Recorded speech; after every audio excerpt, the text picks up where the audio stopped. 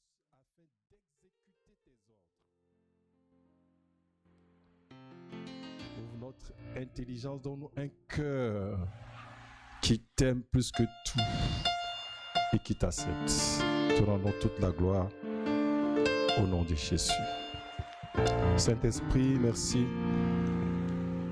Tu es celui qui nous accompagne. Tu es l'autre consolateur que Jésus pour nous apporter la consolation, la paix, le repos, la grâce, la miséricorde et la puissance de Dieu. Merci. Prends le contrôle et rejoins chacun dans son besoin. Ta parole est puissante. Elle est une ressource inépuisable. Seigneur, qu'elle rejoigne chacun dans son besoin au-delà de ce qu'il pense, au-delà de ce que ses mots peuvent exprimer. Nous te rendons toute la gloire au nom de Jésus. Amen. Le premier amour. Le premier amour, qu'est-ce que c'est quand Dieu parle du premier amour? Il est important pour nous d'avoir une très bonne compréhension. Nous allons faire quelques définitions et ensuite se poser les fondements de ce premier amour aujourd'hui. Et le week-end prochain, nous allons rentrer dans les fonctionnalités, dans l'opérationnalité du premier amour. Lisons Apocalypse 2, 1 à 5. Apocalypse 2, versets 1 à 5. Écrit à l'ange de l'église d'Éphèse. Voici ce que dit celui qui tient les 7 étoiles dans sa main droite. Celui qui marche au milieu des 7 chandeliers d'or. Je connais tes œuvres, ton travail. Je connais tes œuvres, ton travail et ta persévérance. Je sais que tu ne peux supporter les méchants, que tu as éprouvé ceux qui se disent apôtres et qui ne le sont pas, et que tu les as trouvés menteurs, que tu as de la persévérance, que tu as souffert à cause de mon nom et que tu ne t'es point lassé. Mais ce que j'ai contre toi, c'est que tu as abandonné ton premier amour. Souviens-toi donc d'où tu es tombé, répands-toi et pratique tes premières œuvres, sinon je viendrai à toi et j'ôterai ton chandelier de sa place, à moins que tu ne te répandes. Amen. Bien-aimé, ce passage décrit la relation entre Christ et son Église. Et ici, particulièrement, l'Église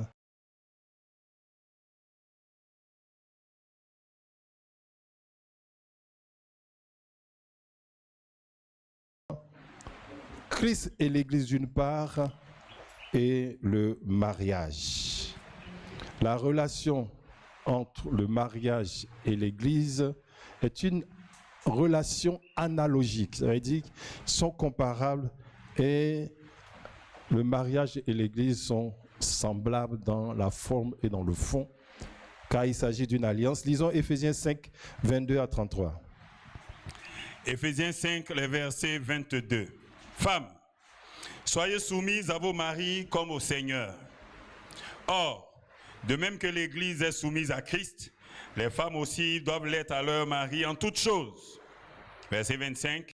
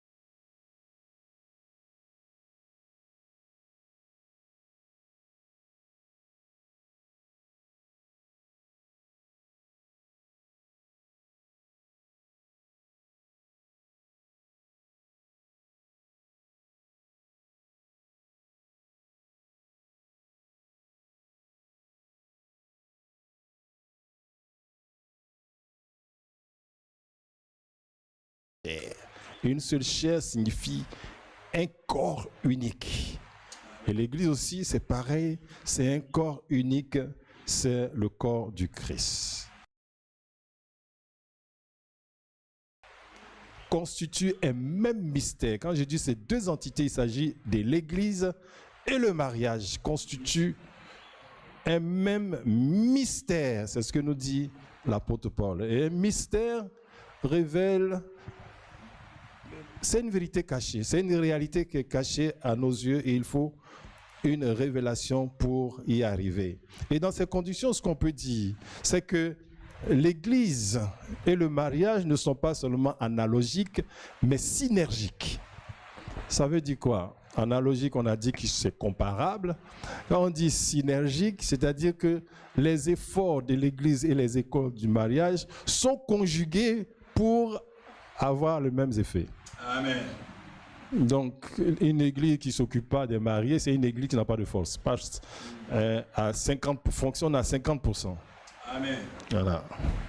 Alors, le mariage aussi, qui n'est pas associé au corps du Christ, fonctionne à 50%. Et d'ailleurs, même ne peut pas résister. Alors, le corollaire de tout ceci, c'est que Dieu utilise indifféremment l'Église ou le mariage, indifféremment, en fonction de ses plans, en fonction de ses besoins. Pour revenir donc à notre texte de Apocalypse 2, Apocalypse 2, versets 1 à 3, voilà, il est dit, écrit à l'ange de l'église d'Éphèse. Voici ce que dit celui qui tient les 7 étoiles dans sa main, celui qui marche au milieu des 7 chandeliers. Ensuite, il continue. Je connais tes œuvres. Je connais tes œuvres, ton travail et ta persévérance. Je sais que tu ne peux supporter les méchants et que tu as éprouvé ceux qui se disent apôtres et qui ne le sont pas, mais que tu les as trouvés menteurs. Verset 3. Verset 3, continuez. Que tu as de la persévérance, que tu as souffert à cause de mon nom et que tu n'étais point lassé. Bien aimé, quand on considère ce passage, on ne peut que se réjouir ou se féliciter de la relation entre l'église d'Éphèse et Christ. Pourquoi? C'est une église qui travaille, elle est travailleuse, verset 2. Elle est persévérante, verset 2. Elle est perspicace. Ça veut dire qu'elle a le discernement des choses de Dieu, verset 2 toujours. Elle est endurante, ce qui manque beaucoup aujourd'hui. Elle est persévérante, verset 3. Et aussi, elle est courageuse, verset 3. En principe, on ne peut que faciliter une telle église. Appliqué à la vie conjugale aussi, on peut dire, il s'agit d'une épouse vertueuse, une épouse travailleuse, courageuse, qui s'occupe de sa maison, ou un époux qui est bon et fidèle. Mais cependant, devant ce tableau, on ne peut plus admirable, il y a un reproche. Amen. Un reproche grave même. Un reproche qui enlève tout ce qu'on vient de dire. Voyons au verset 4. Verset 4, qu'est-ce qui est écrit? Mais ce que j'ai contre toi, c'est que tu as abandonné ton premier amour. Ce que j'ai contre toi, c'est que tu as abandonné ton premier amour. Et ce premier amour est donc l'essentiel. Courageux sans le premier amour, tu perds ton temps. Bienveillant sans le premier amour, tu plaisantes. Courageux, c'est-à-dire que tout ce que l'église d'Éphèse fait, ça n'arrange pas l'œuvre de Christ. Elle fait pour elle-même. Et c'est comme si on peut avoir des activités comme ça dans un mariage, mais qui n'arrangent pas les conjoints, ça ne les édifie pas. Quand on regarde, ils ont tout, mais ils ne sont pas édifiés. Le premier amour. Le premier amour, le mystère du premier amour. Et les mots sont forts. Il dit, tu as abandonné Et le mot grec qui est utilisé par abandonner, c'est le même mot que divorcer, que répudier. C'est comme si Christ disait, tu m'as divorcé. Dis à l'église, mais tu m'as divorcé, tu m'as répudié, tu m'as abandonné, tu m'as laissé, tu as déserté. Vous voyez? Donc tous ces mots nous permettent de comprendre la gravité des reproches qui sont faits à l'église d'Éphèse et aussi la gravité du dysfonctionnement dans un mariage. Ça signifie qu'il n'y a pas de communion, il n'y a rien entre les deux. Alors, ensuite, il dit, tu as abandonné ton premier amour. Tu as abandonné ton premier amour. Le mot premier, c'est ça, ton premier amour. Le mot premier, qui veut dire, traduit du grec, c'est principal. La plus belle chose, c'est ce que ça veut dire. Premier là, principal, fondamental, ce qui est avant, de qualité première. Première alliance. Premier en tout. Ça veut dire aussi premier dans le rang. Ce qui est honorable. Ça, c'est le mot premier qui qualifie amour. Mais l'amour, c'est quoi? L'amour, qui est traduit par charité dans le grec, affection, fraternité, bonne volonté, bienveillance. Et la charité, c'est le fait d'aider les autres, c'est être généreux, c'est la bonté. Le mot charité, en fait, traduit l'amour au concret. Amen. Ouais, l'amour pragmatique. Donc, le premier amour signifie quoi, si on associe ces deux termes? C'est la meilleure expression de mon affection, sinon j'allais dire la meilleure expression de moi-même. Qu'est-ce que ça veut dire? La meilleure expression de moi-même. La meilleure expression de moi-même. Et tu n'as pas besoin d'un mariage pour dire j'ai le premier amour. Amen. Vous vous trompez. C'est pas parce que tu aimes une femme pour la première fois, c'est le premier amour. Ça n'a rien à voir. Absolument rien à voir. Il y en a même qui sont mariés et n'ont jamais connu le premier amour. Oh, gloire à Dieu. Amen. Donc, quand je dis le premier amour, c'est dire la meilleure expression de ma bonté, la meilleure expression de ma patience, la meilleure expression de ma joie, la meilleure expression de ma paix. C'est ce que ça veut dire. Amen. Donc, compte tenu du temps, je ne vais pas rentrer dans les exemples. Vous pouvez prendre plusieurs exemples. Il y a l'exemple d'Esther, l'exemple d'Abigail, tout ça. Nous n'allons pas rentrer là-dedans. Mais, parce que j'ai un objectif précis, c'est le premier amour. Et il dit, pratique tes premières œuvres. Et il dit, souviens-toi donc d'où tu es tombé. C'est une chute. La même chute que Adam dans le jardin. Quand il dit tu es tombé là, c'est la même chute de l'homme. Non, quelqu'un qui a le premier amour, qui n'a pas ça, il est dans la chute. C'est-à-dire dans le péché. Sans avoir commis quoi que ce soit, il est déjà candidat au péché. Donc, pratique tes premières œuvres. Donc, pour connaître ce premier amour, nous sommes obligés d'aller dans les pratiques. Les pratiques des premières œuvres. Et donc, c'est ce que nous allons voir. Nous allons prendre du temps sur ces premières œuvres.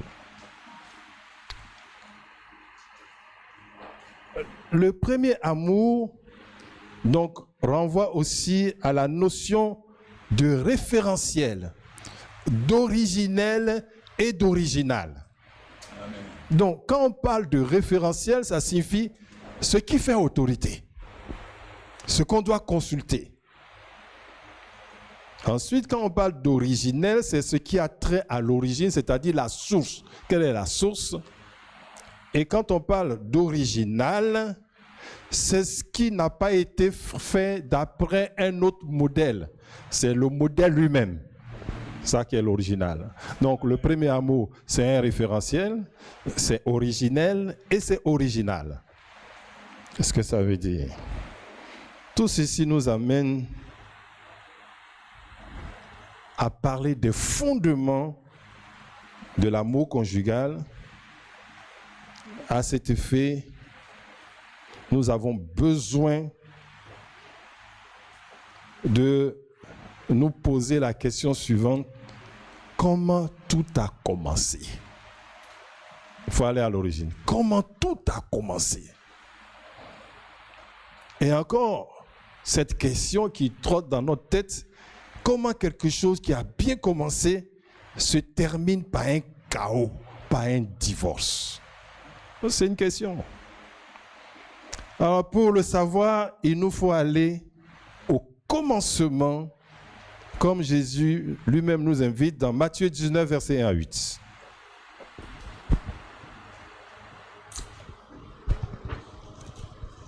Matthieu 19, verset 1 à 8. Lorsque Jésus eut achevé ses discours, il quitta la Galilée et alla dans le territoire de la Judée au-delà du Jourdain. Une grande foule le suivit et là il guérit les malades. Les pharisiens l'abordèrent et dirent pour l'éprouver: est-il permis à un homme de répudier sa femme pour un motif quelconque? Il répondit: n'avez-vous pas lu que le Créateur au commencement fit l'homme et la femme, et qu'il dit: c'est pourquoi l'homme quittera son père et sa mère et s'attachera à sa femme, et les deux deviendront une seule chair. Ainsi, ils ne sont plus deux, mais ils sont une seule chair. Que l'homme donc ne sépare pas ce que Dieu a joint. Pourquoi donc, lui dit-il, Moïse a-t-il prescrit de donner à la femme une lettre de divorce et de la répudier? Il leur répondit: c'est à cause de la dureté de votre cœur que Moïse vous a permis de répudier vos femmes. Au commencement, il n'en était pas ainsi. Amen. Ce qui veut dire que on ne peut pas être au commencement dans le premier amour et parler de divorce. Attends, ça n'existe pas. Ça n'existe pas. Je parle de Dieu, je ne parle pas de l'être humain. Et c'est de Dieu qu'on parle. Ça n'existe pas. Verset 4. Verset 4. Il répondit: n'avez-vous pas lu que le Créateur au commencement fit l'homme et la femme? Très bien. Donc, vous voyez, pour résoudre au problème du divorce que lui posent les pharisiens, Jésus a un seul référentiel. Au commencement. Au commencement, le Créateur fit l'homme et la femme. Référentiel. Verset 5. Et qu'il dit: c'est pourquoi l'homme quittera son père et sa mère et s'attachera à sa femme, et les deux deviendront une seule chair. Eh bien, on va bien comprendre cet après-midi ce que ça veut dire, ce verset. Donc, le Créateur institue le mariage sur sa propre pensée. Amen. Sur sa propre pensée délivrée par sa parole. Donc, il est clair que le mariage qui n'est pas né de la pensée humaine ne peut pas fonctionner avec les arguments humains et avec les choses humaines. Le mariage vient de la volonté de Dieu, c'est une institution divine. Et donc, là où il y a la volonté de Dieu, son esprit et sa puissance sont engagés. Amen. Continuons. Toujours avec Matthieu 22, 23 à 32. Matthieu 22, les versets 23. Le même jour, les Sadducéens qui disent qu'il n'y a point de résurrection vinrent auprès de Jésus et lui firent cette question. Maître, Moïse a dit, si quelqu'un meurt sans enfant, son frère épousera sa veuve et suscitera une postérité à son frère. Or, Il y avait parmi nous 7 frères. Le premier se maria et mourut. Et comme il n'avait pas d'enfant, il laissa sa femme à son frère. Il en fut de même du second, puis du troisième jusqu'au 7e. Verset 27. Après eux tous, la femme mourut aussi. À la résurrection, duquel des 7 sera-t-elle donc la femme? Car tous l'ont eu. Verset 29. Jésus leur répondit, vous êtes dans l'erreur, parce que vous ne comprenez ni les Écritures, ni la puissance de Dieu. Car à la résurrection, les hommes ne prendront point de femme ni de femme de mari, mais ils seront comme des anges de Dieu dans le ciel. Parce qu'ils seront accomplis au travers du mariage. Amen, Tu n'es pas accompli dans le mariage, il ne faut même pas rêver que tu seras au ciel. Ça, c'est très clair. C'est bon, assieds-toi. Donc, on voit bien la puissance de Dieu qui est engagée dans le mariage, dans ses œuvres. C'est la puissance de Dieu. Si je reviens à Matthieu 19, au verset 6, Jésus dit, « Ainsi ils ne sont plus deux, mais ils sont une seule chair, que l'homme donc ne sépare pas ce que Dieu a joint. » En fait, ça veut dire que l'homme ne détruise pas ce que Dieu a fait. Ça veut dire. Au verset 7. Pourquoi donc lui dire-t-il, Moïse a-t-il prescrit de donner à la femme une lettre de divorce et de la répudier? Donc, les pharisiens, pour se justifier, qu'est-ce qu'ils vont faire? Ils vont brandir la loi de Moïse qui leur donne une marge de manœuvre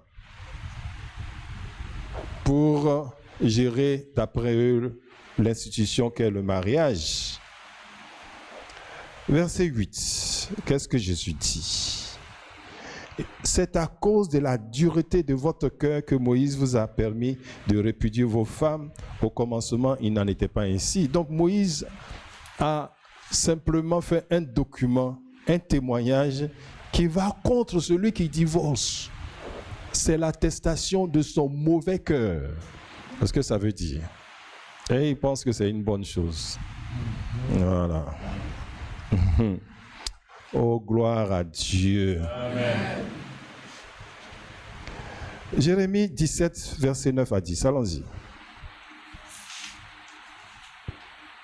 Jérémie, chapitre 17. Verset 9 à 10.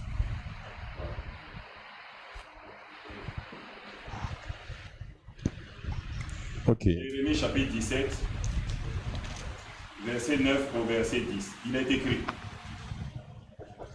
Le cœur est tortueux par-dessus tout.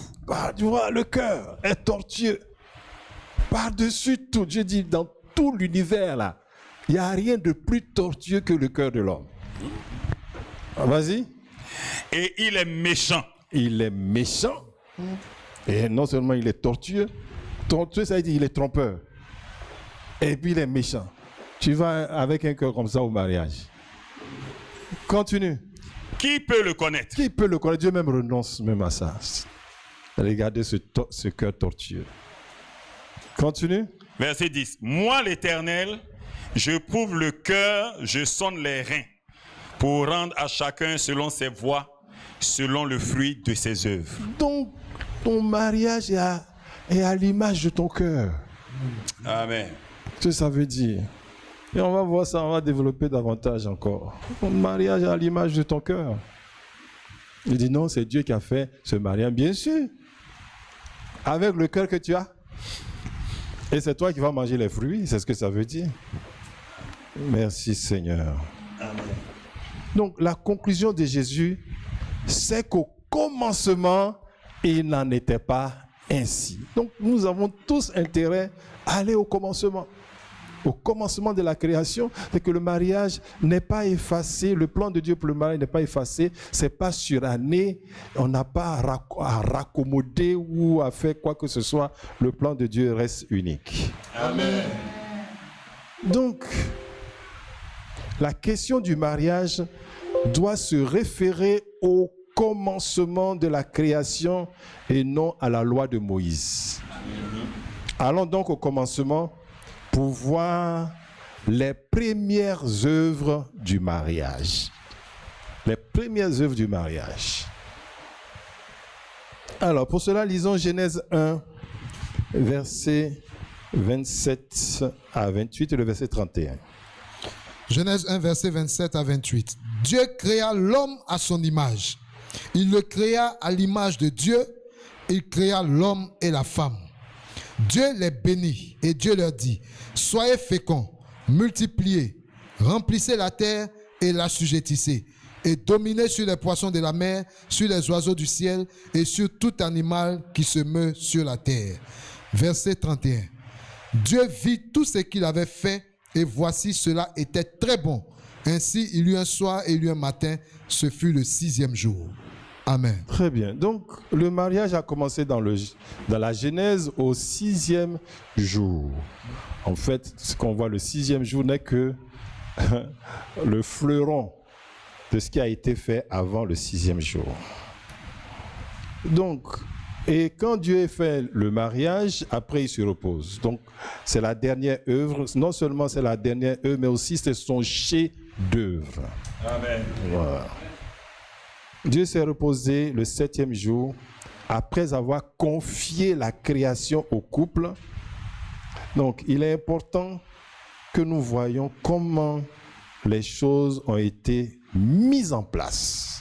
On n'est pas arrivé au 6e jour en voyant Adam et Ève. Non, non. Les choses ont été mises en place. Des choses que Adam et Ève n'ont pas vues, mais c'est ça qui a amené à la formation du mariage. Prenons Genèse 1, verset 1 à 2. Genèse 1, verset 1 à 2. Au commencement, Dieu créa les cieux et la terre. La terre était informe et vide.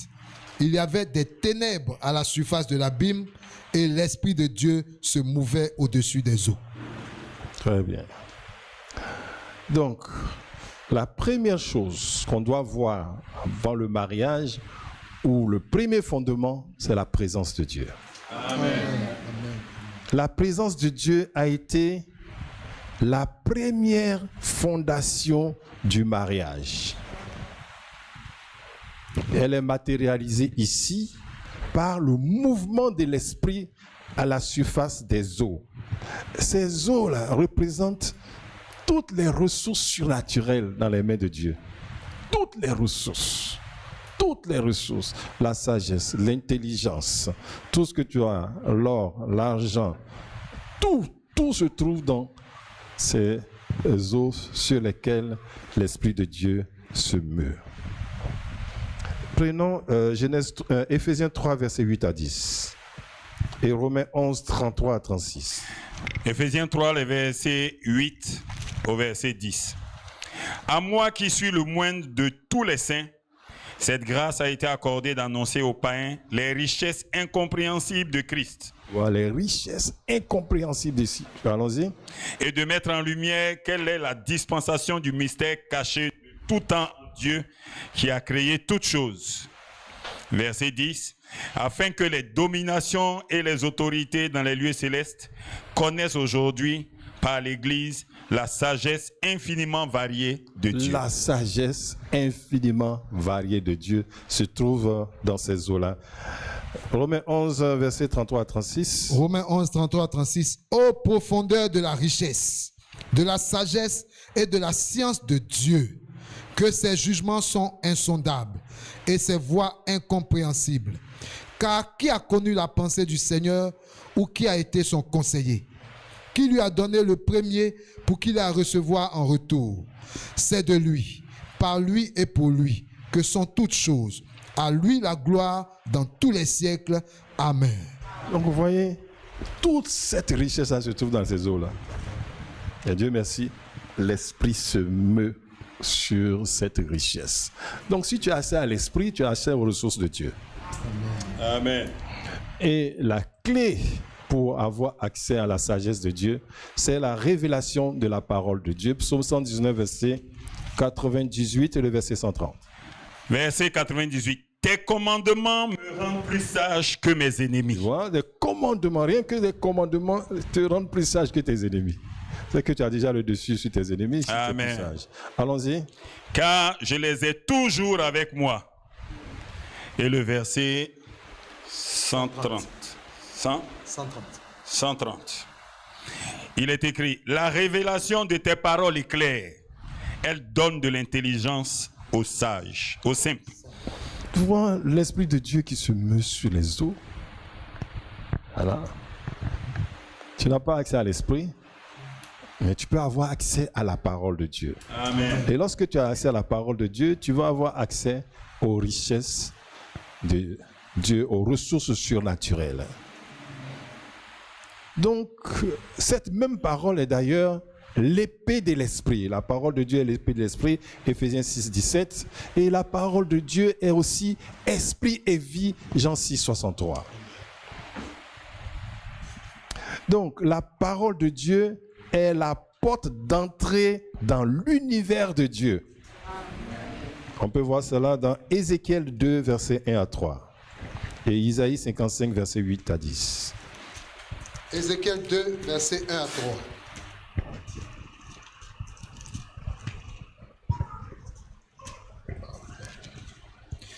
Il me dit, fils de l'homme, tiens-toi sur tes pieds et je te parlerai. Dès qu'il m'eut adressé ces mots, l'Esprit entra en moi et me fit tenir sur mes pieds et j'entendis celui qui me parlait. Tu vois, dès qu'il m'eut adressé ces mots, l'Esprit Entra en moi. en moi. Donc, par la parole de Dieu, tu peux avoir accès à l'Esprit de Dieu. Amen. Et une fois que tu as l'Esprit de Dieu, tu as la révélation et tu as accès aussi à la sagesse de Dieu. Isaïe 55, versets 8 à 12. Isaïe 55, les versets 8. Car mes pensées ne sont pas vos pensées et vos voix ne sont pas mes voix, dit l'Éternel. Autant les cieux sont élevés au-dessus de la terre, autant mes voix sont élevées au-dessus de vos voix et mes pensées au-dessus de vos pensées. Verset 10. Car la pluie et la neige descendent des cieux et n'y retournent pas sans avoir arrosé, fécondé la terre et fait germer les plantes, sans avoir donné de la semence au semeur et du pain à celui qui mange. Ainsi en est-il de ma parole qui sort de ma bouche. Elle ne retourne point à moi sans effet, sans avoir exécuté ma volonté et accompli mes desseins. Voilà. Verset 12. Donc, sans avoir accompli mes desseins. Donc, lorsque j'ai accès à la révélation de la parole de Dieu, eh bien, l'Esprit est disponible. Lorsque l'Esprit est disponible, alors j'ai accès aux ressources surnaturelles pour accomplir l'œuvre de Dieu. Il dit, mes pensées ne sont pas vos pensées. Hein? Imagine si tu as la pensée de Dieu dans ton mariage. Tu ne seras jamais bloqué. Ouais. Parce que son intelligence est sans limite. Oui.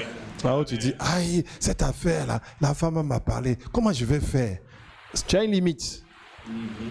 Oh, si tu as l'intelligence de Dieu, il n'y a pas de limite. Amen. Voilà pourquoi Satan peut se promener dans l'univers sans que ça ne gêne Dieu. Son intelligence est telle que une mauvaise personne comme ça est bloquée, est limitée. Celui qui a des limites, mais Dieu n'a pas de limites. Donc si tu as cette intelligence, imagine comment tu vas vivre dans ton foyer. Nos limites. Amen. Sa pensée est au-dessus de nos pensées. Nous avons besoin donc de cette pensée. Genèse 1, le verset 2. La terre était informe et vide et il y avait des ténèbres à la surface de l'abîme. Donc, d'un autre côté, on a vu les ressources surnaturelles de Dieu qui sont constituées par ces eaux sur lesquelles se meut l'Esprit de Dieu, mais à côté, c'est-à-dire en dehors de l'Esprit de Dieu, il n'y a rien. Il y a le chaos. Donc, il n'est pas question de dire, si je ne suis pas avec Dieu, je peux trouver d'autres moyens ailleurs. Tu es en train de te tromper. Amen. S'il y a d'autres moyens en dehors de Dieu, cela signifierait qu'il existe un autre Dieu. Et tu connais ce Dieu-là, c'est un faux. Amen. Ouais. Tu te trompes. Tu vas t'en sortir sans Dieu. Ça n'existe pas. Voici les fondements. Voici ce qui est montré. Hors de sa pensée, hors de son esprit, c'est les ténèbres et le chaos. Amen. Donc on ne peut rien faire. Alors, il y a la présence de Dieu. La question qui me vient, mais comment composer avec cette présence? C'est le premier fondement, la présence de Dieu.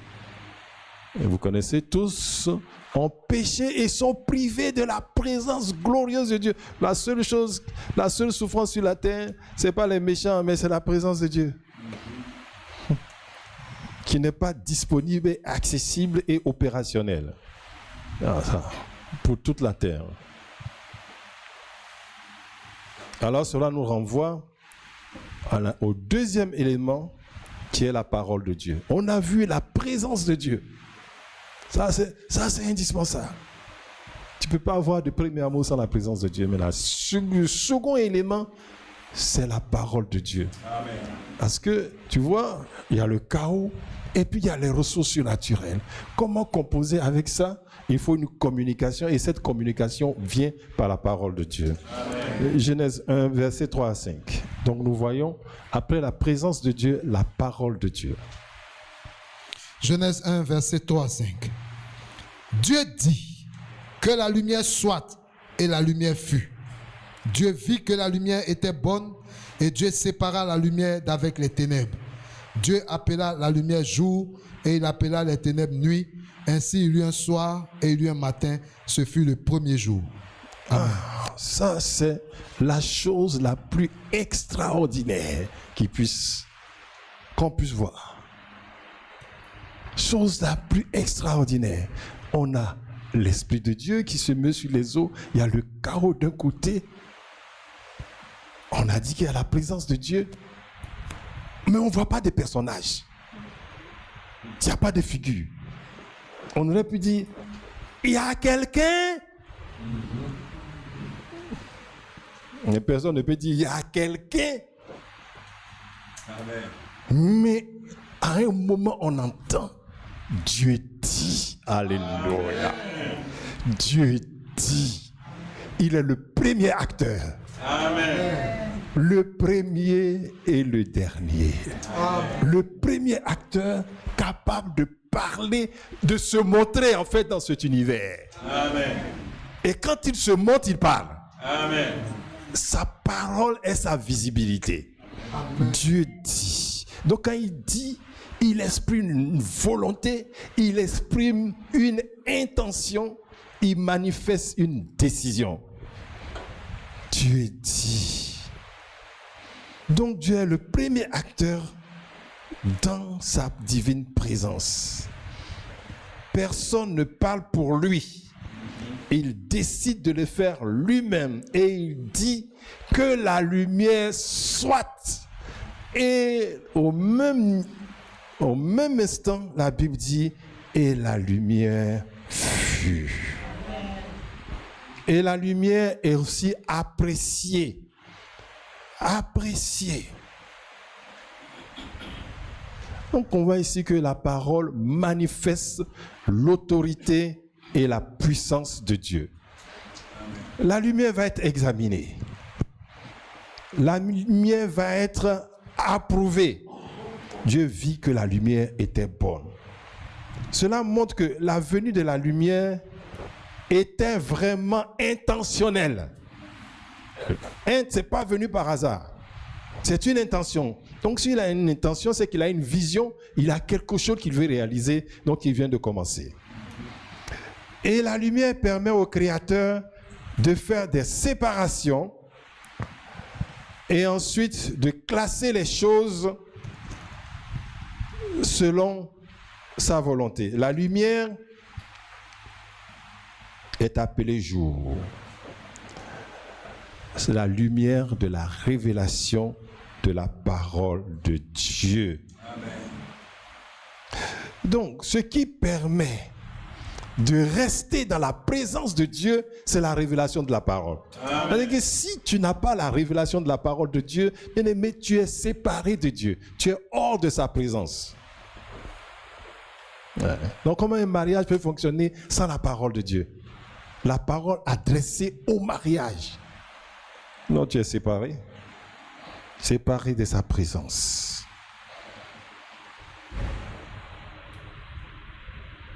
Donc, lisons Jean 3, versets 19 à 21.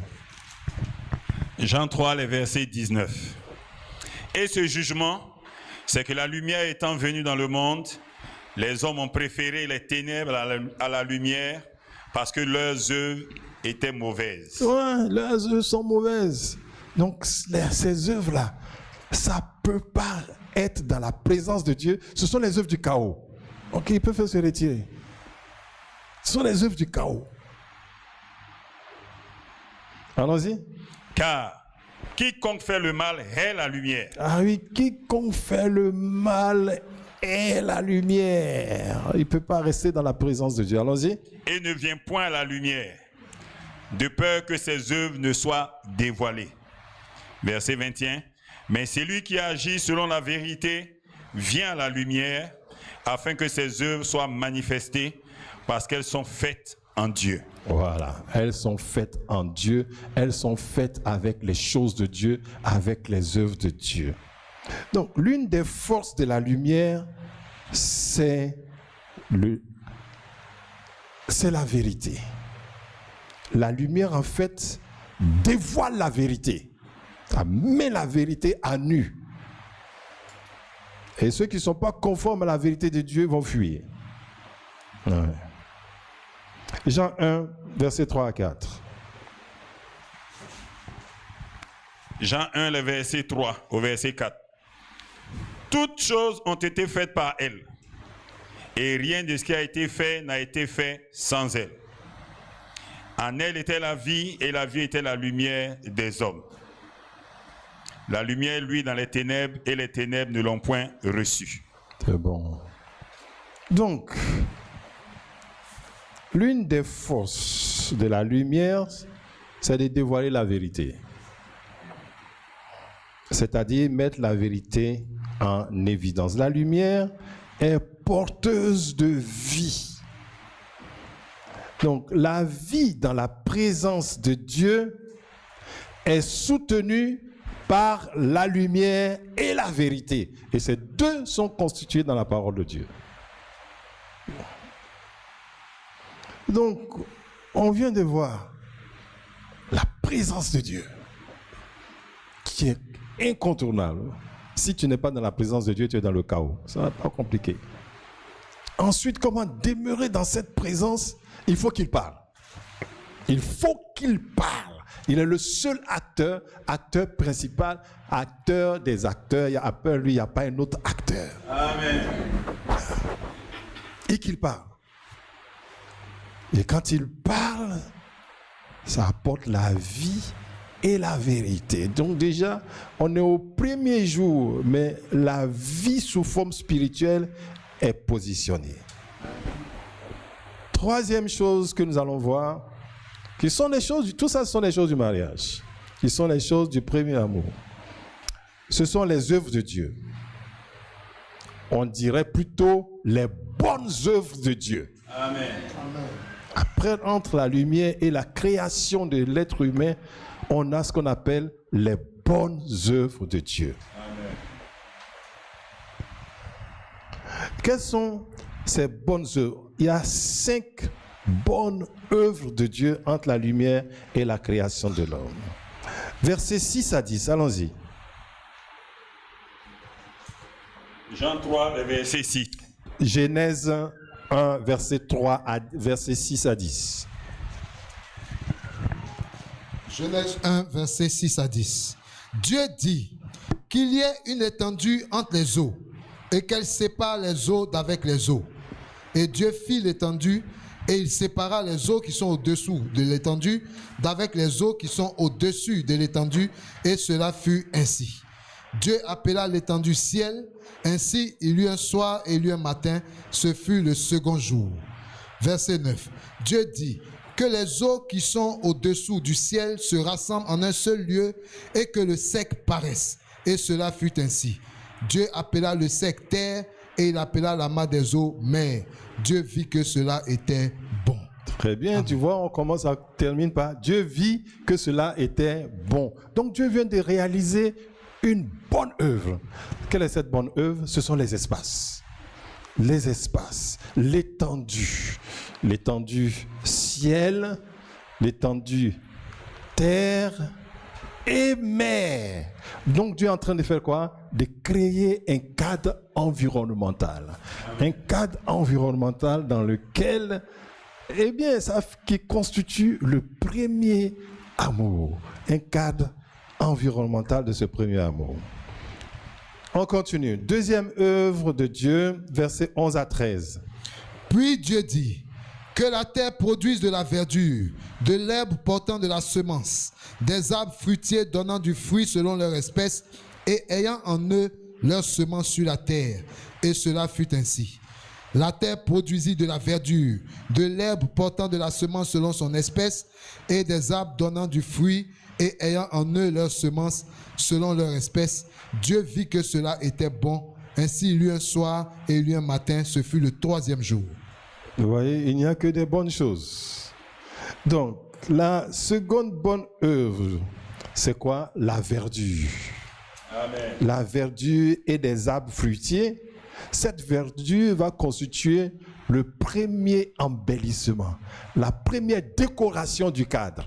Donc, vous voyez que Dieu est le premier qui décore cette verdure qui arrive. Ensuite, des arbres fruitiers qui sont non seulement qui vont être servis de nourriture, mais en même temps servis de décoration, puisqu'on verra, sont agréables à voir et à manger. Donc, cela s'associe, donc la verdure s'associe avec une abondance de nourriture variée et surtout reproductible plusieurs fois. C'est pas que j'ai fait une seule œuvre et puis je ne peux plus répéter. Et encore, Dieu vit que cela était bon. Troisième œuvre, versets 14 à 19. Dieu dit qu'il y ait des luminaires dans l'étendue du ciel pour séparer le jour d'avec la nuit, que ce soit des signes pour marquer les époques, les jours et les années, et qu'ils servent de luminaires dans l'étendue du ciel pour éclairer la terre. Et cela fut ainsi. Dieu fit les deux grands luminaires, le plus grand luminaire pour présider au jour et le plus petit luminaire pour présider à la nuit. Il fit aussi les étoiles. Dieu les plaça dans l'étendue du ciel pour éclairer la terre, pour présider au jour et à la nuit et pour séparer la lumière d'avec les ténèbres. Dieu vit que cela était bon. Ainsi il y eut un soir et il y eut un matin, ce fut le quatrième jour. Donc, la troisième bonne œuvre, ce sont les luminaires. Les luminaires qui vont apporter quoi? Un éclat dans la création. Un éclat, un rayonnement. Mais en même temps, ça va intimer dans l'environnement des rythmes, des saisons, des époques. Ceci pour faire quoi? Pour effacer la monotonie, pour conférer un certain dynamisme, un progrès, un cercle vertueux, c'est-à-dire un cercle où on est toujours gagnant. La bonne œuvre. Et encore, verset 18, Dieu vit que cela était bon. On continue. Versets 20 à 23, la quatrième bonne œuvre. Verset 20 à 23. Dieu dit que les eaux produisent en abondance des animaux vivants et que des oiseaux volent sur la terre vers l'étendue du ciel. Dieu créa les grands poissons et tous les animaux vivants qui se meuvent, et que les eaux produisirent en abondance selon leur espèce. Il créa aussi tout oiseau ailé selon son espèce. Dieu vit que cela était bon. Dieu les bénit en disant, soyez féconds, multipliez et remplissez les eaux des mers, et que les oiseaux multiplient sur la terre. Ainsi il y eut un soir et il y eut un matin, ce fut le cinquième jour. Très bien. La bonne œuvre, cette fois-ci, des oiseaux et des animaux aquatiques. L'apparition de ces espèces apporte quoi? La liberté. Tu vois les oiseaux qui volent dans le ciel. Je suis libre comme un poisson dans l'eau. Et les oiseaux qui volent dans le ciel, qui expriment la liberté, la paix, la joie. Donc, vous voyez, ça, la bonne œuvre commence à emmener les sensations, les bonnes sensations, les bonnes émotions, le bien-être, la satisfaction, l'agrément. Ça vient en ça, dans l'œuvre de Dieu. Et encore, il est dit, Dieu vit que cela était bon. Donc le cœur d'une personne peut être réjoui dans un tel environnement. Vous voyez? Donc, ce que l'amour est créatif. Il est créatif. Voilà. Quand tu dis j'aime quelqu'un, quand tu aimes quelqu'un, tu fonces sur sa personne. La plupart du temps, tu dois la manipuler et la corrompre. Non, Dieu ne fonce pas sur toi. Oui. Tu es envahi par ses œuvres. Amen. C'est ça le premier amour. Envahi par ses œuvres. Gloire à Dieu. Amen. Il y en a aussi, quand on ne fonce pas sur eux, il dit tu ne m'aimes pas. Ça, c'est la perversion de l'amour. On verra ça aussi, peut-être la semaine prochaine. Allons-y, 24 à 25.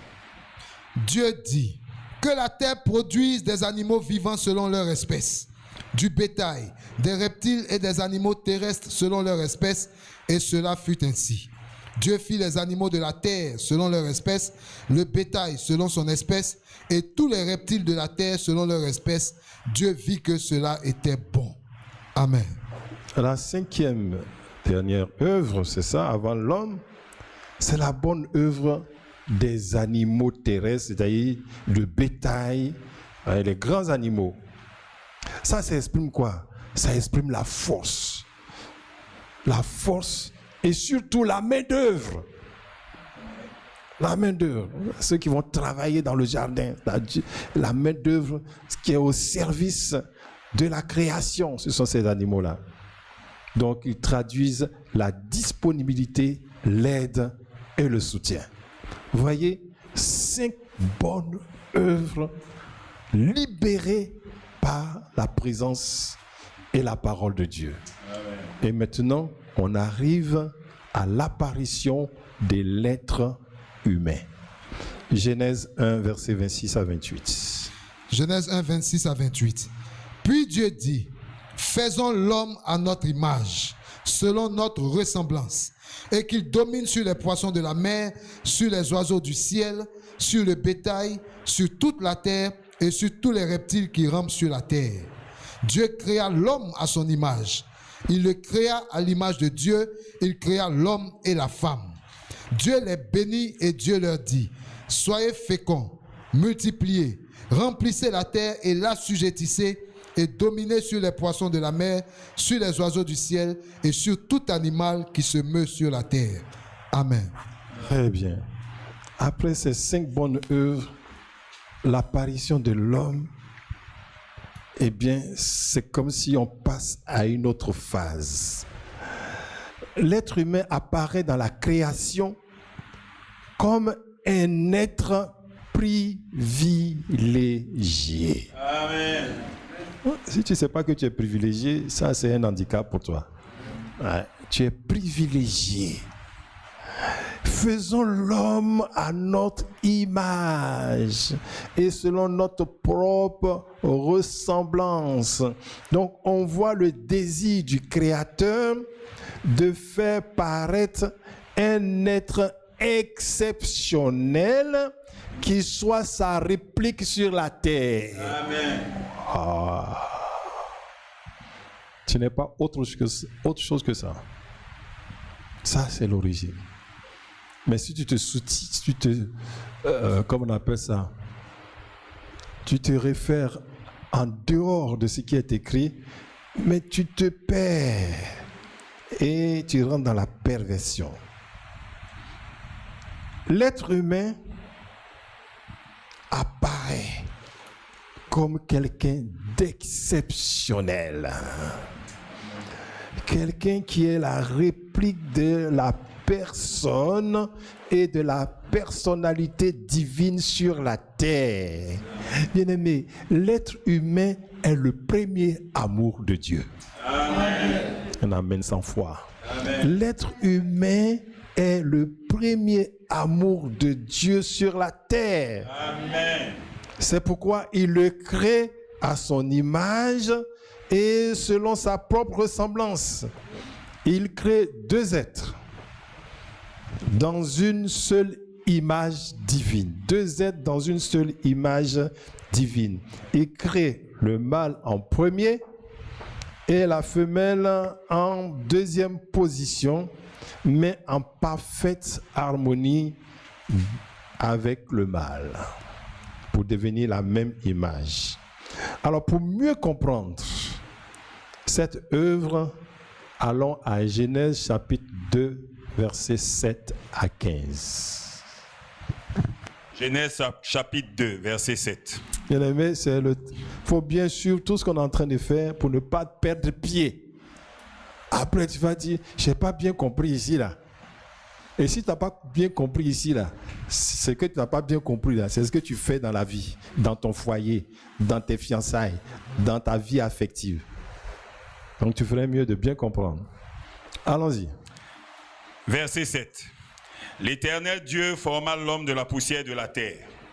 Il souffla dans ses narines un souffle de vie et l'homme devint un être vivant. Puis l'Éternel Dieu planta un jardin en Éden du côté de l'Orient et il y mit l'homme qu'il avait formé. L'Éternel Dieu fit pousser du sol des arbres de toute espèce. Allons-y, une lecture dynamique. L'Éternel Dieu fit pousser des arbres, du sol des arbres de toute espèce, agréable à voir et bon à manger, l'arbre de la vie au milieu du jardin et l'arbre de la connaissance du bien et du mal. Verset 10. Un fleuve sortait d'Éden pour arroser le jardin et de là, il s'est divisé en 4 bras. Le nom du premier est Pichon, c'est celui qui entoure tout le pays de Havila où se trouve l'or. L'or de ce pays est pur. On y trouve aussi le blédium et la pierre d'onyx. Le nom du second fleuve est Guillon. C'est celui qui entoure tout le pays de Couche. Le nom du troisième est Hidékel. C'est celui qui coule à l'orient de la Syrie. Le 4e fleuve, c'est l'Euphrate. L'Éternel Dieu prit l'homme et le plaça dans le jardin d'Éden pour le cultiver et pour le garder. Verset 7-8. Verset 7. L'Éternel Dieu forma l'homme de la poussière de la terre, il souffla dans ses narines un souffle de vie, et l'homme devint un être vivant.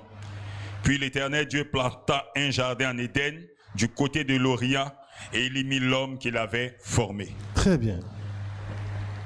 Le verset 7 dit, l'Éternel Dieu forma l'homme de la poussière de la terre, et il souffla dans ses narines un souffle de vie. Donc, qu'est-ce qui n'est pas de Dieu? C'est juste la poussière de la terre.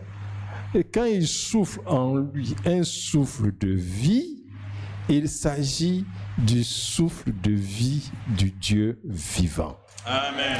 Donc, c'est le souffle du Dieu vivant qui anime un corps matériel, le faisant devenir un être vivant.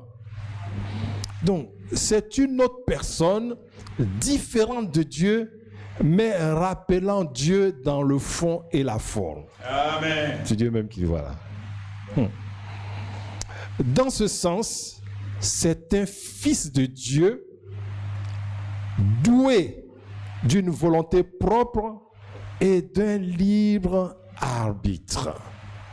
Son Créateur va prendre 2 mesures pour ne pas qu'Adam, quand il s'agit de lui, se trompe d'identité.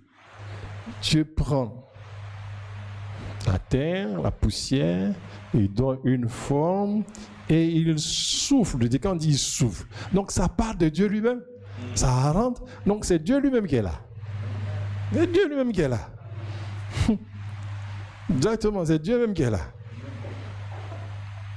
Et si c'est Dieu même qui est là, ça signifie, en principe, il doit avoir la volonté de Dieu en lui. En principe, il doit avoir le libre arbitre de Dieu en lui. En principe. En principe.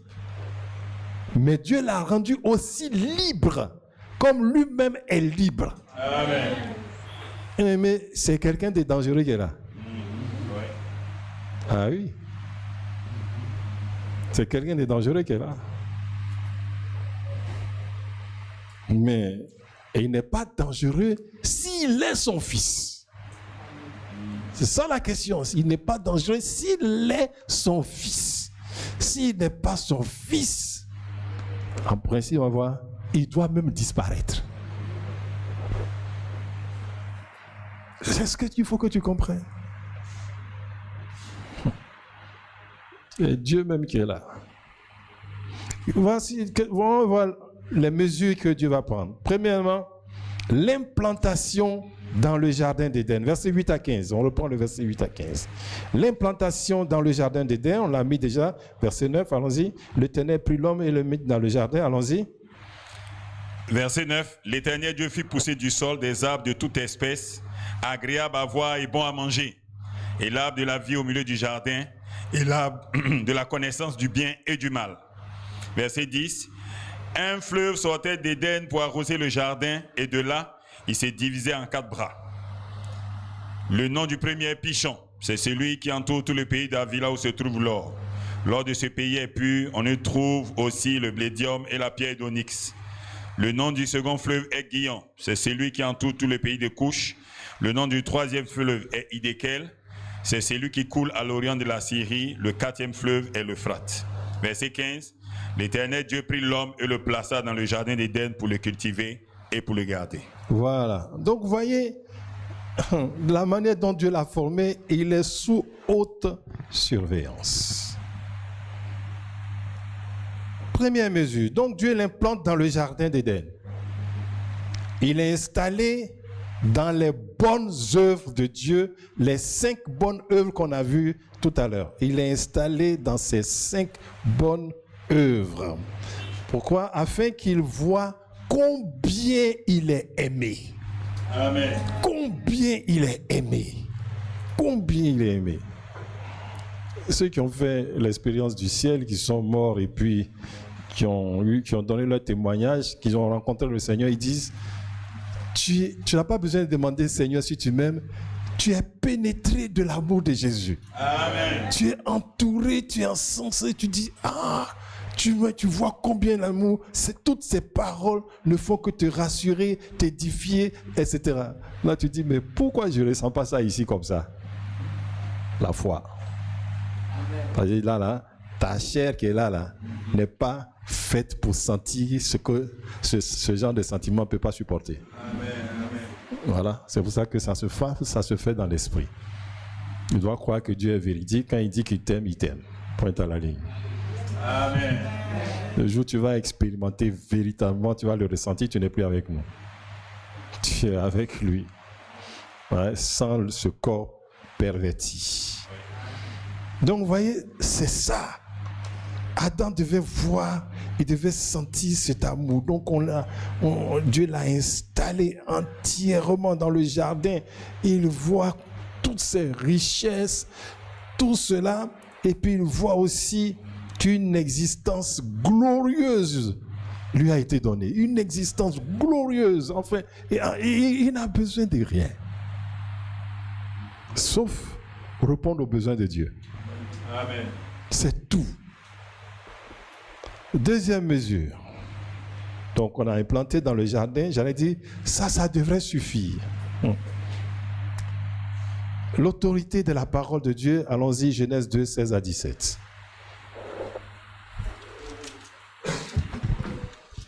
Genèse 2, 16 à 17.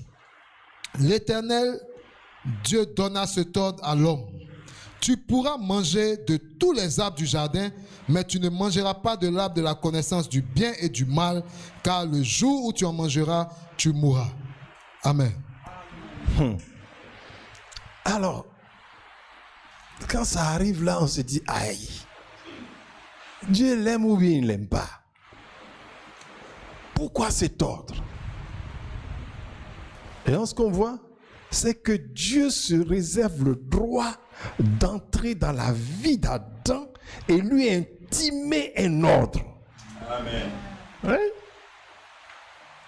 S'il ne peut pas faire ça dans ta vie, tu n'es pas un fils de Dieu. Amen. Ah, ça c'est clair, tu es un fils des ténèbres. Tu réserves le droit. Et donc, bien aimé, si Dieu peut entrer dans la vie d'Adam, intimer des ordres, malgré sa volonté propre, malgré ses sentiments propres, malgré son libre arbitre, comme toi tu en as. Seigneur, ça là, ça ne m'arrange pas.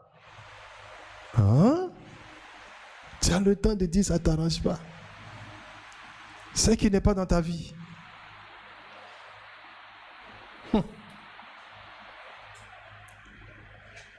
Si Dieu peut se permettre de faire ça, c'est qu'il y a quelque chose dans Adam qui lie Dieu. Et cette chose-là, c'est la nature divine. Amen. La nature divine. Ça lui appartient. Ça c'est clair, Adam n'a pas. Ça lui appartient, donc il a le droit d'entrer et de faire de cette nature ce qu'il veut. Parce que c'est sous son autorité et dans ce sens, c'est la vie de Dieu qui court dans Adam. Amen. Ouais. C'est sa vie qui court en lui. Et il surveille. Il dit, voilà Adam, tu peux manger de tous les arbres du jardin, tu peux faire ça, mais quant à cet arbre, tu n'en mangeras pas. Parce que le jour, c'est très clair, le jour où tu en mangeras, ma vie va se retirer de toi. Et alors, c'est ce qu'il a dit, et tu ne seras que poussière. Voilà. Et alors, tu deviendras l'être le plus fragile de toute l'existence. Ah, parce que tu n'as plus rien. Parce que même le ver de terre, il a été fabriqué avec ce qui devait être. Et toi, tu n'as plus ce qui devait faire de toi un être humain. Gloire à Dieu. Amen. Tout ceci pour dire quoi? Que la raison d'être de la vie d'Adam, c'est d'exprimer la vie de Dieu sur la terre. Amen. C'est sa raison d'être. Tu n'es pas venu pour te marier. Tu n'es pas venu pour dire mon mari me doit ceci, ma femme me doit ceci. Tu as une seule chose, tu es venu pour exprimer la vie de Dieu. Amen. Et n'oublie pas, je t'ai dit que Adam est le premier amour de Dieu. Son premier amour.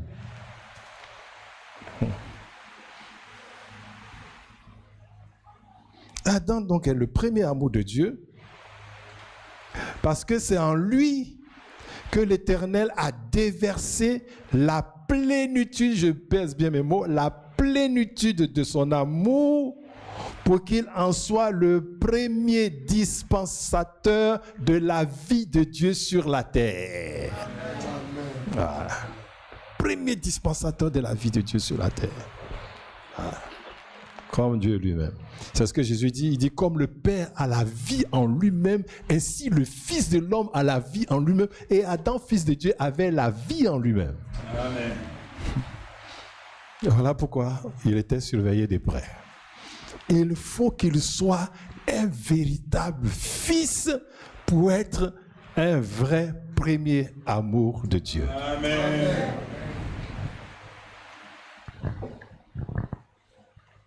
On peut voir Matthieu 3, 13 à 17, faire un parallèle avec le Fils, avec le nouvel Adam. Si on parle du nouvel Adam, c'est qu'il est conforme au premier.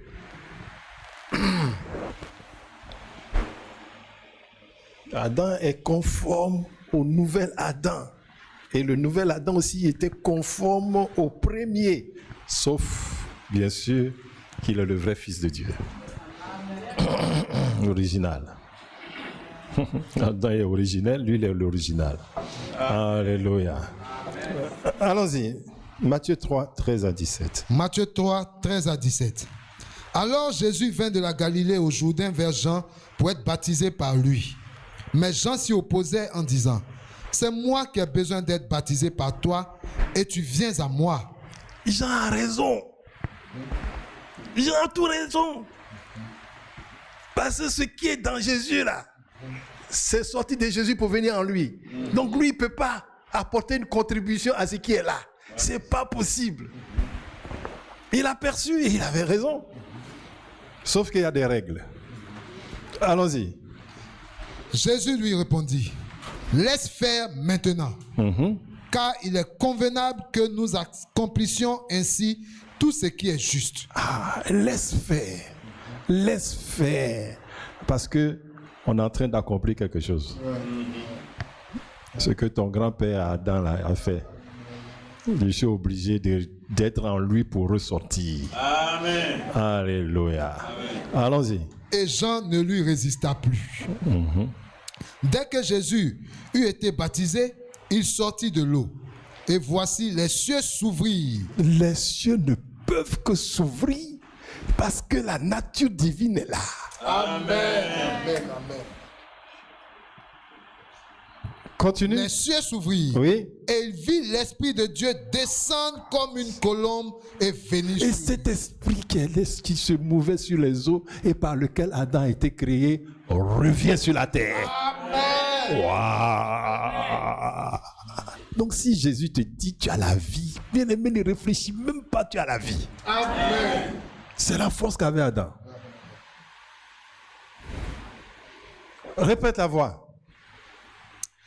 Dès que Jésus eut été baptisé, il sortit de l'eau et voici les cieux s'ouvrirent et il vit l'Esprit de Dieu descendre comme une colombe et venir Continue. sur lui. Et voici une voix fit entendre des cieux ces paroles. Celui-ci est mon fils bien-aimé en qui j'ai mis toute mon affection. Ça. Celui-ci est mon fils bien-aimé en qui j'ai mis toute mon affection. Dieu a dit la même chose d'Adam.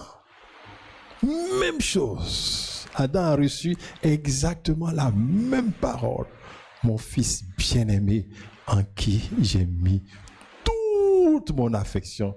La preuve, quand il est tombé, nous, on est tombé même sans la naissance avec lui. C'est ça. Dieu, quand il donne, il donne.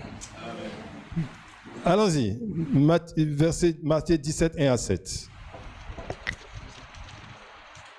Matthieu 17, verset 1 à 7. 6 jours après, Jésus prit avec lui Pierre, Jacques et Jean, son frère, et il les conduisit à l'écart sur une haute montagne. Il fut transfiguré devant eux. Son visage resplendit comme le soleil, et ses vêtements devinrent blancs comme la lumière. Et voici Moïse et Élie leur apparurent, s'entretenant avec lui. Pierre, prenant la parole, dit à Jésus, « Seigneur, il est bon que nous soyons ici. Si tu le veux, je dresserai ici 3 tentes, une pour toi, une pour Moïse et une pour Élie. » Comme il parlait encore, une nuée lumineuse les couvrit. Et voici une voix fit entendre de la nuée ces paroles. « Celui-ci est mon fils bien-aimé, en qui j'ai mis toute mon affection. Écoutez-le. » Voilà. Là, c'est très clair.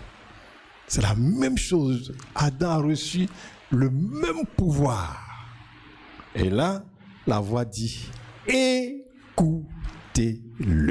Parce que si vous ne l'écoutez pas, vous êtes perdu, vous n'aurez aucune vie. Mais si vous recevez sa parole, alors oui, vous aurez la vie. Amen. Voilà. Adam est le véritable premier amour de Dieu. Amen. C'est ça, et c'est ce que Christ est venu restaurer, nous montrer comment Dieu, pour qu'on ne dise pas, ah, à cause d'Adam, nous sommes tous devenus comme ça. Non, non, non, non, non, non. Il nous a montré ce que Adam était dans son plan. Donc, Adam a été animé, il a été aimé de cette même manière. C'est pourquoi sa chute a entraîné toute l'humanité dans le chaos. Ouais. Continuons.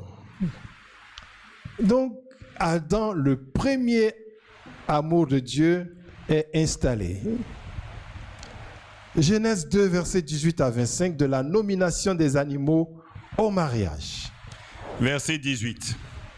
L'Éternel Dieu dit, il n'est pas bon que l'homme soit seul, je lui ferai une aide semblable à lui. L'Éternel Dieu forma de la terre tous les animaux des champs et tous les oiseaux du ciel, et il les fit venir vers l'homme pour voir comment il les appellerait, et afin que tout être vivant portât le nom que lui donnerait l'homme. Verset 20. Et l'homme donna des noms à tout le bétail, aux oiseaux du ciel et à tous les animaux des champs. Mais pour l'homme, il ne trouva point d'aide semblable à lui. C'est bon. C'est bon. Verset 18. Reprends le verset 18. Verset 18. L'Éternel Dieu dit, il n'est pas bon que l'homme soit seul, je lui ferai une aide semblable à lui. Merci. Donc Adam, avec toute la plénitude de la divinité et avec la gloire de Dieu, la gloire d'être le premier amour de Dieu, Adam ne doit pas rester seul. C'est ce que ça veut dire. Adam, le premier amour de Dieu, ne peut pas rester seul sans premier amour. Amen. Ah.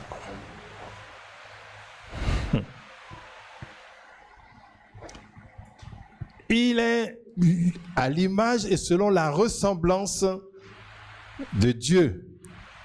Il a besoin lui aussi d'un premier amour pour être accompli, car c'est une exigence ou une vertu de l'amour de Dieu. Amen. Acte 20, verset 35. Acte 20, verset 35. Je vous ai montré de toute manière que c'est en travaillant ainsi qu'il faut soutenir les faibles et se rappeler les paroles du Seigneur qui a dit lui-même, il y a plus de bonheur à donner qu'à recevoir. Très bien, il y a plus de bonheur à donner qu'à recevoir. Ça, c'est l'exigence. Il a reçu la plénitude de Dieu. Il est le premier amour de Dieu. Mais s'il reste simplement le premier amour de Dieu, sans premier amour, Adam ne sera pas accompli, il sera bloqué. C'est dans ça qu'il dit, il n'est pas bon que l'homme soit seul. C'est pas parce que tu as besoin d'une femme qu'on dit, il n'est pas bon que... C'est pas ça. Amen. C'est pas ça, hein? Ben, j'ai 35 ans, je dois me marier parce qu'il est écrit, il n'est pas bon que l'homme soit seul. Toi, vaut mieux que tu sois seul peut-être. Sans premier amour. Le mariage, c'est l'expression du premier amour. Amen. Il peut pas, il n'a pas le droit et il est impossible qu'il reste ainsi. Ah. La vie bout en lui, la vie bout en lui. Verset 19 à 20, allons-y. Genèse 2, les versets 19, lis le verset 19 à 20. Verset 19. L'Éternel Dieu forma de la terre tous les animaux des champs et tous les oiseaux du ciel. Et il les fit venir vers l'homme pour voir comment il les appellerait et afin que tout être vivant portant le nom que lui donnerait l'homme. Verset 20. Et l'homme donna des noms à tout le bétail, aux oiseaux du ciel et à tous les animaux des champs. Mais pour l'homme, il ne trouva point d'aide semblable à lui. D'accord, merci. Donc, lorsque Dieu dit, il n'est pas bon que l'homme soit seul, il amène tout de suite les animaux que lui-même Dieu a formés afin que Adam les nomme. Ce n'est pas qu'afin qu'Adam les nomme, afin que Adam commence à déverser ce premier amour sur les animaux. Amen. Déverser. Et il a commencé à donner. Chaque espèce animale s'en trouvait bien. Quand tu lis l'Apocalypse, quand tu lis les textes d'Isaïe où il y a les temps messianiques, tu vois comment les animaux s'en trouvent bien. Le loup et l'agneau, pareil, ils seront tous, voilà. Comment les animaux s'en trouvent bien, les pâturages. Dieu va mettre des pâturages pour les animaux. Tu vois, ça, c'est cette expression que les animaux, là, toute la création, Adam est leur Dieu. Adam est leur Dieu. Donc il a commencé, toi, ici, et il déclare. Et il a fini de déclarer toute l'expression de l'amour qu'on peut donner à ces formes-là. Ah! C'est comme s'il enlevait juste une goutte d'eau dans la mer, alors qu'il devait vider la mer. Il reste beaucoup encore. Ah, donc après cet exercice, au début ça l'amusait, c'était bon, mais c'est vite fini. Il a fait le tour des animaux. Et donc cet exercice, au lieu de l'accomplir, au contraire, cet exercice lui montre qu'il est insuffisant. Il lui faut donner encore, il lui faut donner.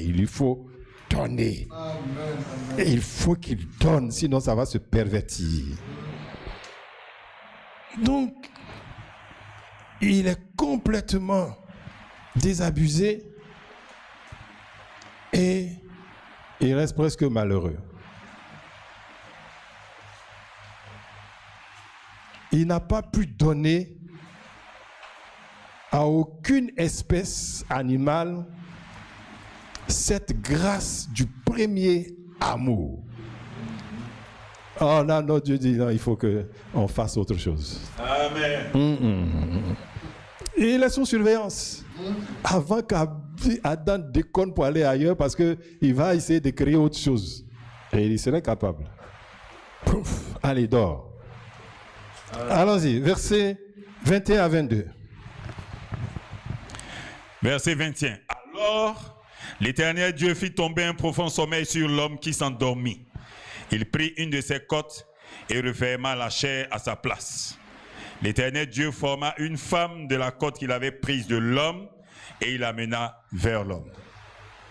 Très bien. Donc, il faut que Dieu intervienne, l'intervention divine. Dieu doit intervenir car il est impossible pour Adam de transmettre ce qu'il a reçu sans son aide. Parce que le mariage est d'abord le projet de Dieu. Amen. Pour que lui-même il devienne le premier amour de Dieu, Dieu a trouvé un support. Il a formé et puis il a insufflé. Et Adam est devenu un être vivant, mais il est devenu le premier amour de Dieu. Dieu l'avait déjà préparé à être ce premier amour et l'a installé. Donc si Adam lui aussi, il doit faire comme Dieu, il a la ressemblance de Dieu, il doit trouver un premier amour où il doit déverser tout ça, obligé, il faut que la main de Dieu intervienne. Donc la main de Dieu intervienne et on va restructurer Adam. On va le restructurer, c'est Dieu qui est capable de faire ça, de le restructurer pour trouver un support. Amen. Ah, c'est ce qu'il va faire. Tu as lu le verset 22? Oui. Relis encore le verset 22. L'Éternel Dieu forma une femme de la côte qu'il avait prise de l'homme et il l'amena vers l'homme. D'accord. Donc, de la même manière, Dieu va structurer Adam pour sortir un support adéquat pour le premier amour d'Adam. Dieu fait juste le support et le cadre. Et le premier amour d'Adam, c'est lui, Adam, qui doit insuffler ça. Donc, tout dans la forme et le fond répond ou cadre avec tout ce que Adam a besoin et désire. La femme, verset 22, dit, elle est formée et amenée vers l'homme. La femme est exercée dans un premier temps à marcher avec Dieu. Amen. Pour ne pas qu'elle se trompe d'identité et de cible. Amen. Sous surveillance aussi. Parce qu'il y a un serpent quelque part dans le jardin. Là, s'il injecte pour lui là-dedans, dans ce cadre-là, c'est grave. Donc, cette marche avec Dieu lui impose le mouvement et le rythme de l'Esprit de Dieu. Amen. C'est ce qu'elle doit faire. Elle va marcher avec Dieu. Donc, elle est ainsi préparée à être l'aide de Dieu pour la vie d'Adam et à devenir également ce que Adam va lui dire. Donc, Dieu la forme, Dieu l'encadre, et sous surveillance, Dieu lui impose un rythme, une marche dans l'esprit, pour que tout ce qui s'est passé avant Adam, elle puisse le capter. Amen. Voilà, puisse capter une forme pour qu'elle aussi ne se trompe pas des cibles. Sa cible, Dieu la dirige directement vers Adam. Verset 23, allons-y. Verset 23. Verset 23. Et l'homme dit, voici cette fois celle qui est os de mes os et chair de ma chair, on l'appellera femme parce qu'elle a été prise de l'homme. Merci. Et l'homme dit, voici cette fois, celle qui est os de mes os et chair de ma chair, on l'appellera femme parce qu'elle a été prise de l'homme. Oh, gloire à Dieu. Amen. Adam dit os de ses os et chair de sa chair. Donc, Adam s'approprie Ève. Et pour que Ève devienne un autre lui-même, comme il est devenu l'autre lui-même de Dieu, Ève devient un autre lui-même. Oh, Adam. Oh, gloire à Dieu. Donc, Ève devient le premier amour d'Adam. Amen. Ève est le premier amour d'Adam. Bien aimé, on va s'arrêter là ce matin. Le premier amour d'Adam. L'après-midi, on va voir qui est le premier amour de la femme. Le premier amour. On a vu de Dieu, c'est Adam. Tel qu'Adam est devenu le premier amour de Dieu, ainsi Ève est devenue le premier amour d'Adam. Alléluia. Amen. Voici le premier amour. Maintenant, qui est le premier amour de la femme? On verra ça cet après-midi. Amen. Gloire à Dieu. Je sais que tu veux entendre encore, mais on va s'arrêter là pour que tu réfléchisses. Qu'est-ce que nous avons vu aujourd'hui? Le premier amour n'est pas ta première rencontre avec une femme. Amen. Ce n'est pas ta première rencontre avec un homme. Amen. Sinon, tu en as eu tel. Aïe, aïe, aïe. Chaque fois, même quand tu as plusieurs rencontres, même chaque rencontre est une autre aventure. L'autre était noir, celle-là est claire aujourd'hui. L'autre, il était fort, celui-là aussi est grand. Tu en as plusieurs. Oh, il n'y en a pas plusieurs. Parce que l'original vient de Dieu lui-même. Amen. Donc, tu ne vas pas au mariage parce que tu as trouvé une femme qui est belle, ou bien parce que tu as l'âge maintenant et tu veux faire des enfants. Ça, c'est pas ça le mariage. Amen. Ça n'a rien à voir avec le mariage. C'est pas le mariage. Ça, c'est des rencontres, des aventures, mais ça n'a jamais été le mariage. Et il y a une raison. C'est la manifestation de l'amour de Dieu. Amen. Et c'est ce premier amour dont l'Église a la charge. C'est pour cela qu'on peut te parler ici aujourd'hui. Donc, ce que nous avons vu, la première chose, la présence de Dieu.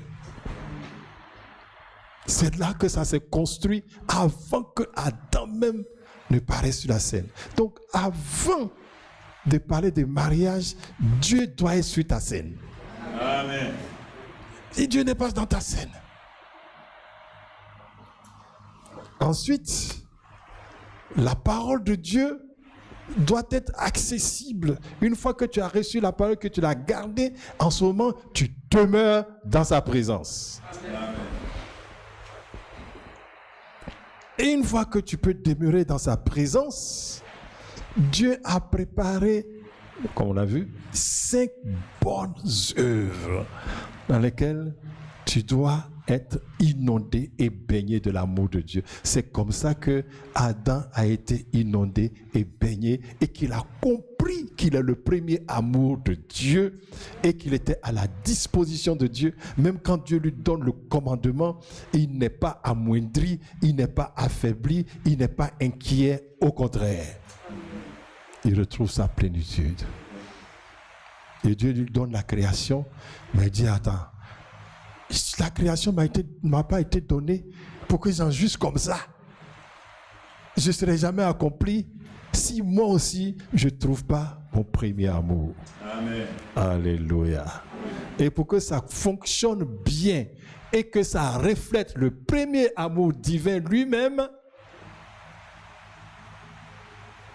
Dieu a sa main dedans pour conduire l'homme et la femme au premier amour. Amen. Tiens-toi debout.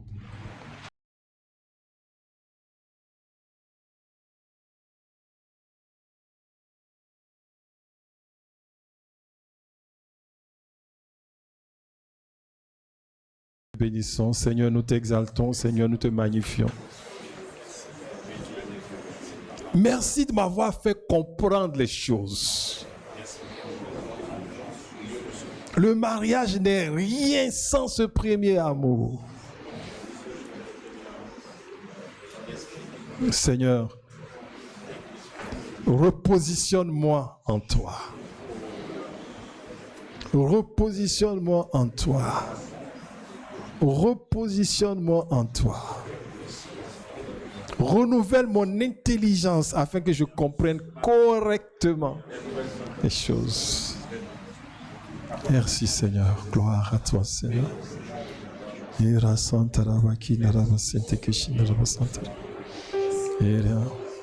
Prie, merci. Que ma compréhension augmente encore Seigneur.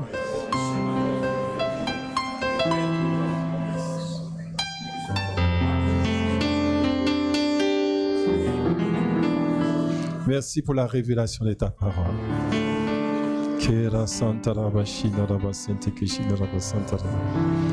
Merci Seigneur. Au nom puissant de Jésus. Amen. Assieds-toi. Laisse la tête, nous continuons la prière. Ferme les yeux. Bien-aimé, parce que toi, peut-être que tu es rentré dans le mariage à l'envers. Ils ont rentré dans le mariage à l'envers. Tu n'as même pas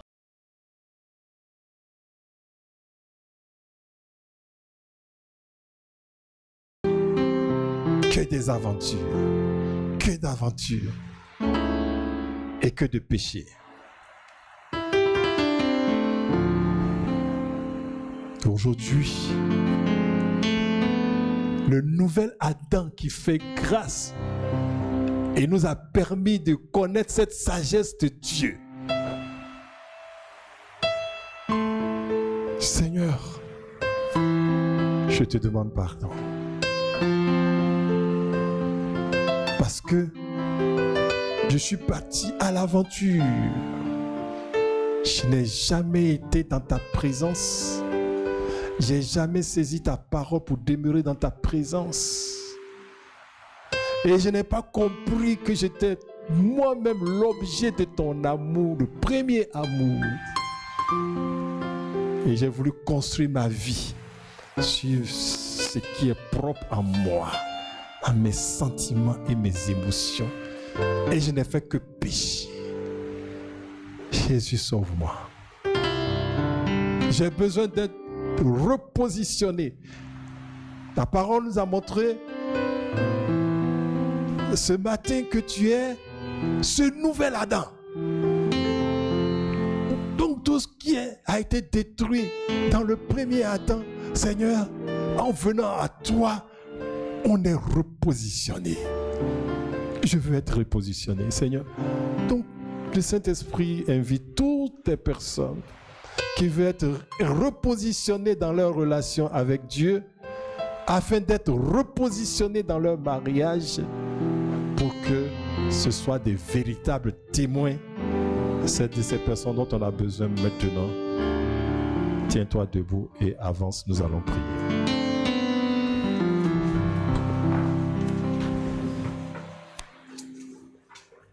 Avance, quand tu arrives, tu te mets à genoux, toi-même tu commences à prier. Avance, avance, avance, avance. Avance, avancez pour que les autres puissent venir. Voilà.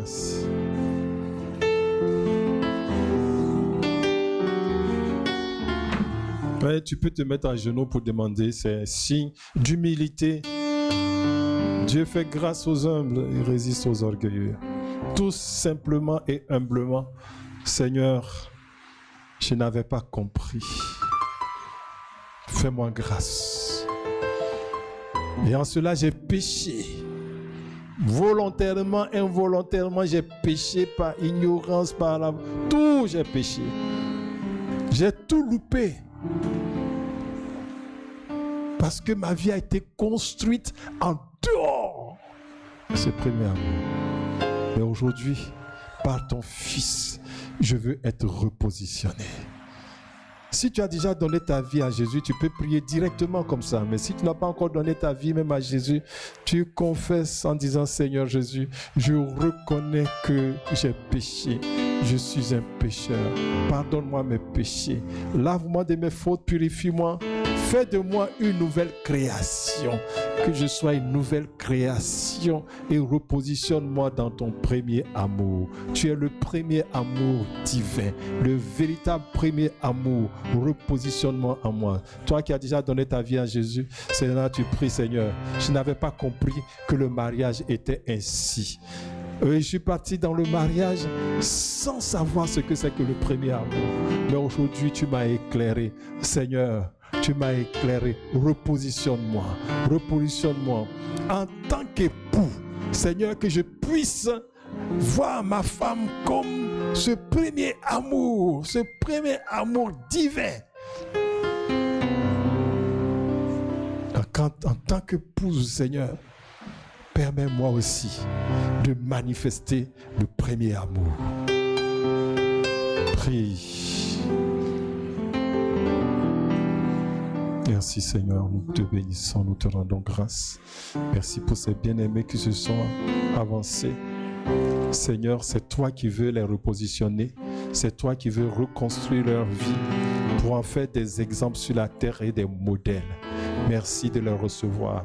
Ceux qui ne te connaissent pas, nous prions, Seigneur, que par ton sang, tu les purifies, tu les laves de tout péché et que tout lien avec le diable soit brisé et que tu deviennes leur Sauveur et leur Seigneur. Merci. Que ta main soit sur tous tes bien-aimés, ceux qui sont mariés comme ceux qui sont célibataires, afin que chacun soit repositionné dans ta présence, dans ta parole et être conduit dans tes bonnes œuvres afin d'expérimenter le premier amour en Jésus-Christ, au nom puissant de Jésus-Christ de Nazareth. Amen. Reste là. Je dis une chose. Si tu n'es pas concerné, tu vas à ta place. Tu es ici et tu n'as jamais fait cette étude biblique qu'on appelle